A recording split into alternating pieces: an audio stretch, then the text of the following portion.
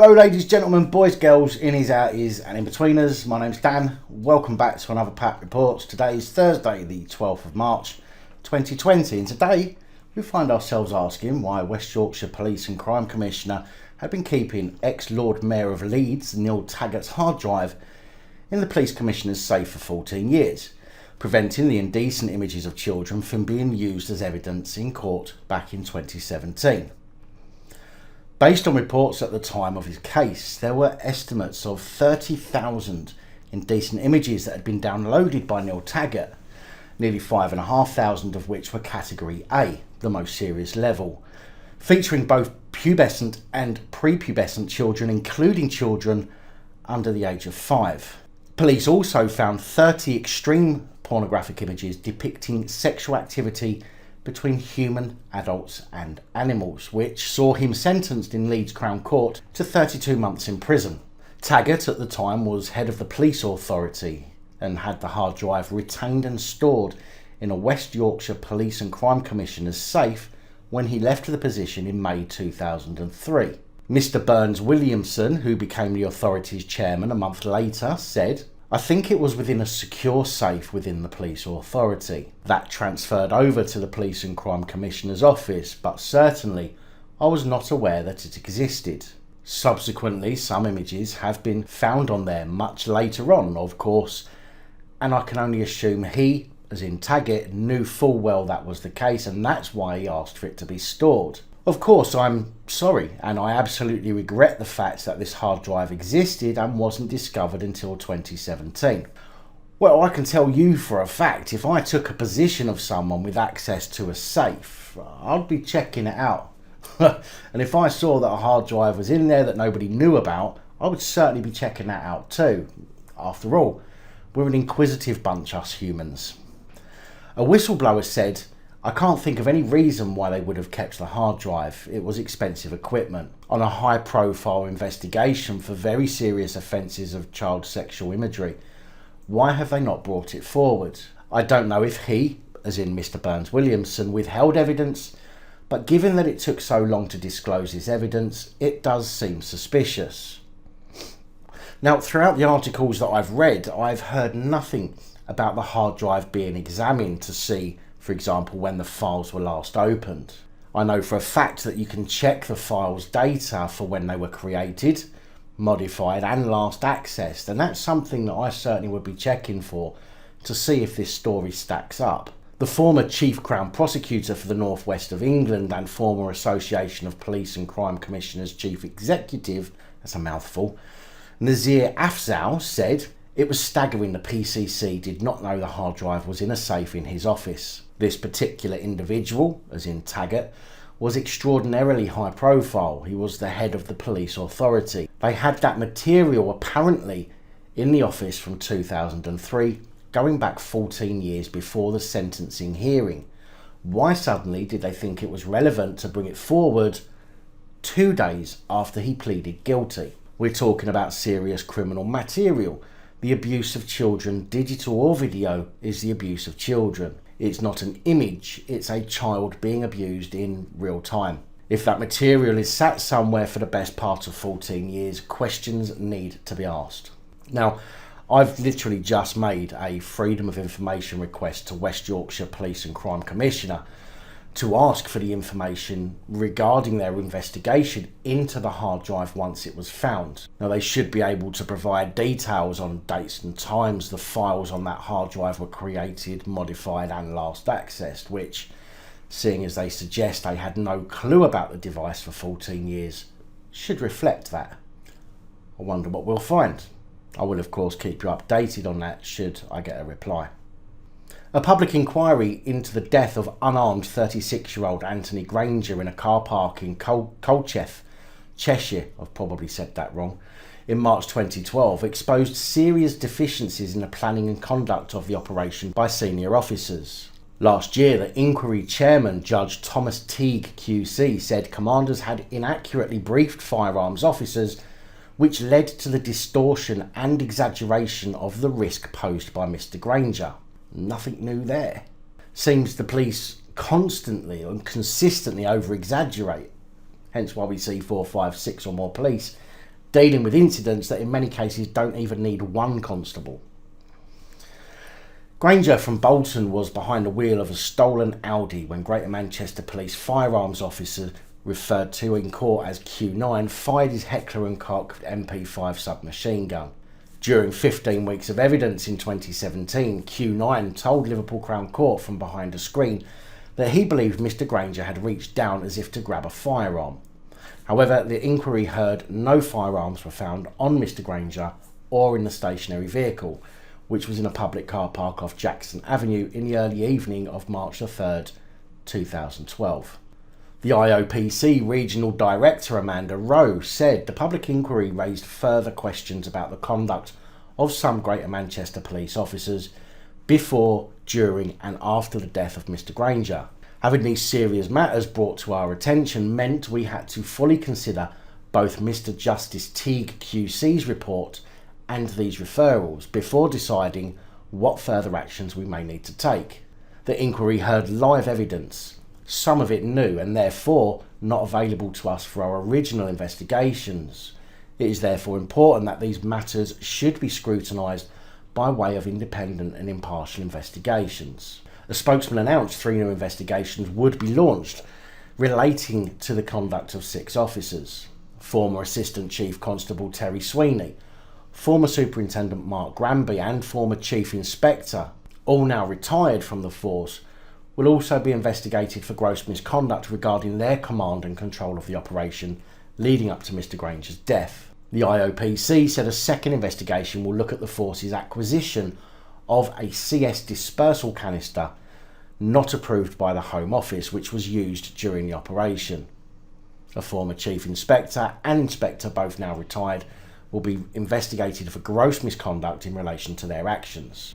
A serving police officer will be investigated for misconduct for his management of the training record of 2 firearms officers who were present when Mr Granger was shot, the spokesman said. Former Assistant Chief Constable Stephen Hayward was investigated for the evidence he gave to the inquiry, and the IOPC found an indication that he may have committed a criminal offence. However, the Crown Prosecution Service decided not to charge Mr Hayward, although he was found to have a case to answer for gross misconduct.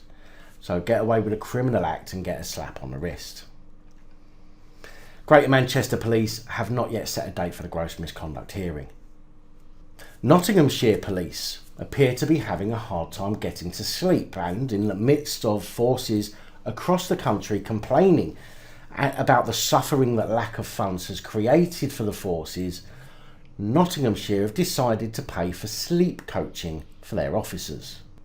Nick Littlehales, who used to sleep coach for Manchester United and who is a self-styled sleep coach, so pretty much nothing to back it up by way of qualifications, charges £2,000 for a sleep coach workshop. This week he gave a sleep coaching session to 90 police and police staff in the Nottinghamshire police force. The force said a recent survey among its members identified a lack of sleep as a key issue. And while I certainly don't disagree with that statement, it's not too often I agree with anything the police have to say, but sleep is a major factor for health and performance. However, I have sleep problems. I've had it for years. It prevents me from sleeping. I feel constantly tired. I get irritable easily. I lack motivation. But I sure as hell wouldn't be offered a £2,000 sleep coach from the government to help me sleep better. And I doubt very much the public would give a shit either if I asked them to fund it for me. So why are we, the taxpayers, paying for the police to be told to turn the lights off, get into bed and close their eyes? Right, before I get abused, I realise there is more to it than that, but even I, as a sleep-deprived member of the public, know that you should turn off computer monitors, etc. at least half an hour before you go to bed. Don't drink coffee after about 6 p.m. Get into a routine of being in bed at a certain time. Keep your bedroom and your life separate, as in only use your bedroom for sleeping. Your bedroom should be about 18 degrees in temperature, as that's optimal for good sleep. And if I know that, then surely the police, those people we expect to have some brain cells, would know the same. If not, then there you go. my own sleep coaching for every force across the country. That'll be £1,500 each, please, from each force, and that's 25% cheaper than Nick. Deputy Chief Constable Rachel Barber said, "Our staff and officers are our greatest asset, and so we need to ensure we treat them well." And while on the subject of wasting money, Greater Manchester Police and the City of London Police carried out its largest ever raid on Manchester's Counterfeit Street yesterday, Wednesday the 11th, where 100 police stormed multiple premises looking for fake clothes. Come away now! Leave the area! Open the door! Open the door!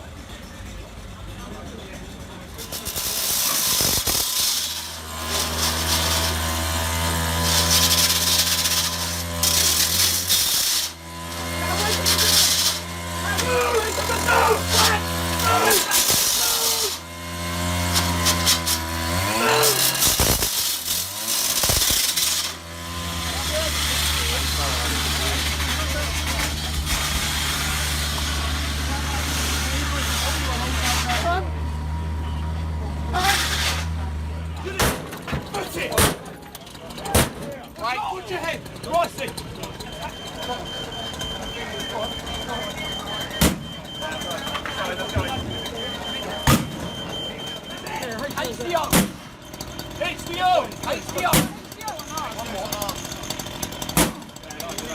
No, I'm not quite sure why the City of London Police were there, but hey ho, I suppose it gives them a day out.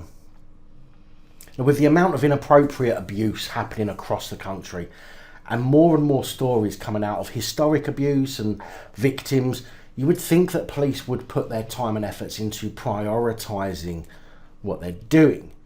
Now, I know counterfeiting is wrong, but so is stabbing people and inappropriately assaulting and abusing people. Notice anything there? That word people is what's important.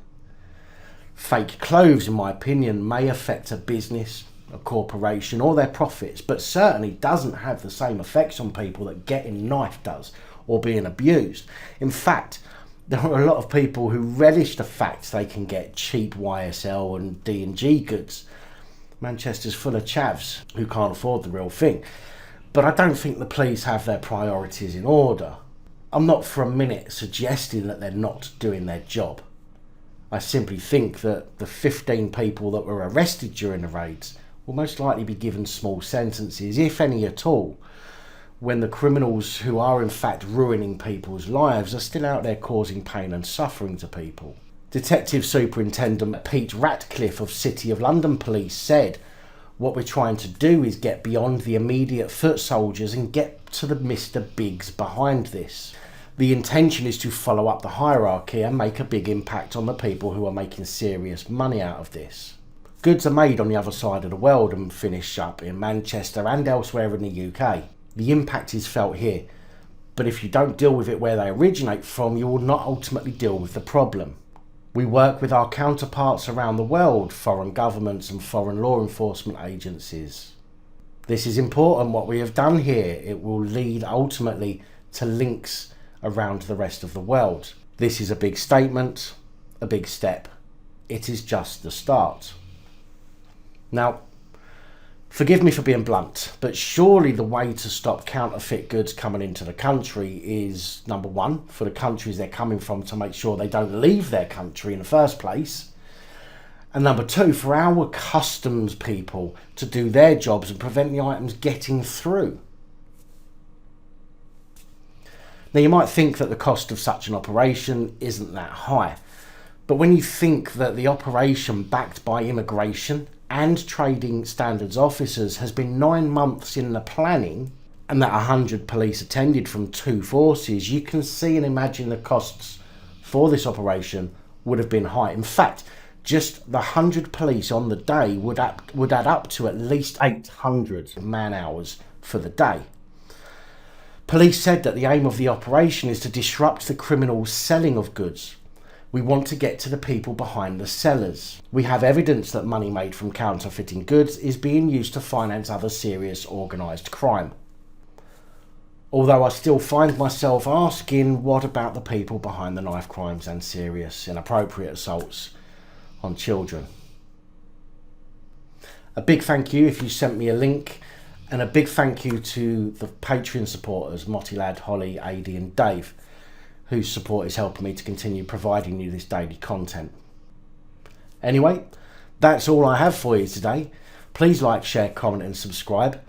Let me know your thoughts, as I know many of you will. And until next time, stay safe, look after each other, film the police and other public officials. Good night, all. Thank you for taking the time to watch this video. If you like the content and you'd like to help support the channel, you can do so. In the description of every video there are some links to ways that you're able to help support the channel so I can continue putting out content. If you're unable to help us in that way, hit that subscribe button up the top there. If you haven't already, become a subscriber.